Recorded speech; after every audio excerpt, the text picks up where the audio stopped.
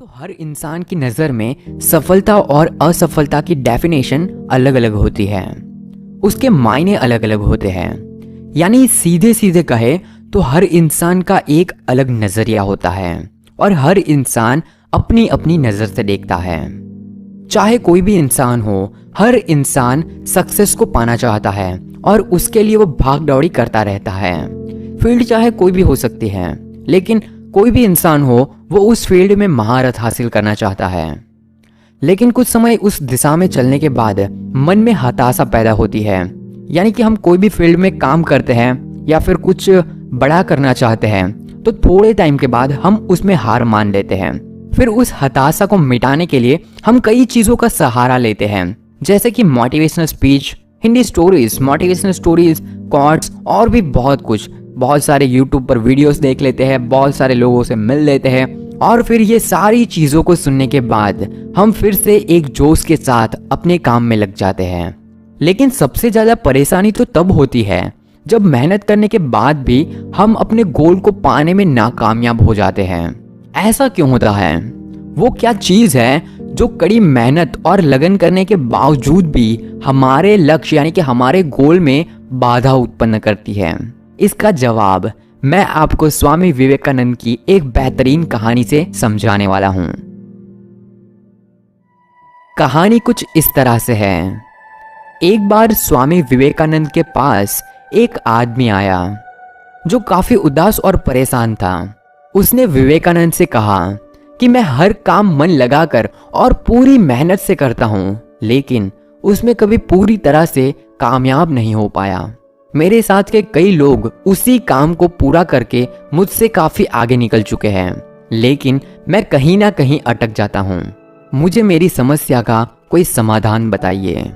स्वामी विवेकानंद बोले, जाओ पहले मेरे पालतू कुत्ते को घुमा के लाओ, तुम्हें तुम्हारे सवाल का जवाब मिल जाएगा। कुछ ही देर बाद जब वो आदमी कुत्ते को लेकर वापस आया तो उसके चेहरे पर अभी भी उत्सुकता और स्फूर्ति थी, जबकि कुत्ता पूरी तरह से थक चुका था। स्वामी विवेकानंद ने उस व्यक्ति से पूछा कि तुम अभी भी थके नहीं, लेकिन ये कुत्ता कैसे थक गया? वो व्यक्ति बोला, स्वामी जी, मैं तो पूरे रास्ते सीधे सीधे चल रहा था, लेकिन ये कुत्ता गली के हर कुत्ते के पीछे भौंकता और भागता और फिर मेरे पास आ जाता था। इसीलिए सीधा रास्ता होने के बावजूद भी ये मुझसे ज्यादा चला और थक गया। स्वामी विवेकानंद ने कहा, इसी में तुम्हारे सवाल का जवाब है। तुम और एक सफल व्यक्ति दोनों समान रास्ते पर चलते हैं और बराबर मेहनत करते हैं, लेकिन तुम बीच बीच में अपनी तुलना दूसरों से करते हो, उनकी देखा देखी करते हो और उनके जैसा बनने की और उनकी आदतों को अपनाने की कोशिश करते हो, जिसकी वजह से तुम अपने खुद की खासियत खो देते हो और रास्ते को लंबा बनाकर तुम इधर उधर भागने में थक जाते हो।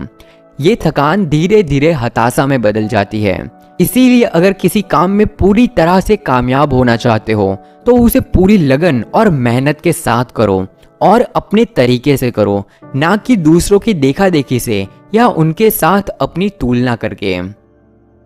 आप दूसरों से प्रेरणा यानी कि इंस्पिरेशन ले सकते हो या फिर उनसे कुछ सीख सकते हो, लेकिन उनकी हूबहू नकल करना सबसे बड़ी बेवकूफ़ी है।